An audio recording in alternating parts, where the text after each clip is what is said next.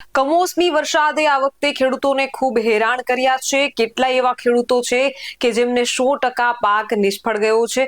કેટલાય એવા ખેડૂતો છે જે બિચારા 2% કાયમનું કાયમ કરીને ખાવાવાળા છે। કેટલાય એવા ખેત મજૂરો છે કે જે પરપ્રાંતિયો છે અને બહારથી અહીં ગુજરાતમાં પોતાની જમીન ભાગમાં રાખી અને પોતાનું ગુજરાન ચલાવી રહ્યા છે। એવા લોકોને અત્યારે કમોસમી વરસાદે ખૂબ હેરાન કર્યા છે। 2 ટાઈમની રોજીરોટી એમની છીનવાઈ છે। ત્યારે ખાસ આવા ખેડૂતો, આવા ગરીબો, આવા વંચિતો અને ભાગ્યાઓને વહારે આવવાનો આજે સમય છે।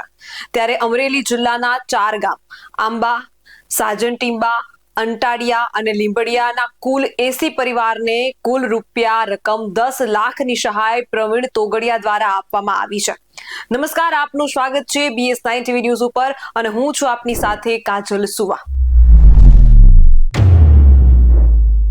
ખેડૂતોને અત્યારે સહાય આપવામાં આવી રહી છે। સરકાર દ્વારા પણ 10,000 કરોડનું સહાય પેકેજ જાહેર કરવામાં આવ્યું છે, જેને લઈને ખેડૂતોમાં ક્યાંક ને ક્યાંક રોષની લાગણી છે। તો કોઈ એવા ખેડૂતો પણ છે કે જેમણે આ સહાય પેકેજને સ્વીકાર્યું છે અને સરકારની વાહવાહી પણ કરી છે।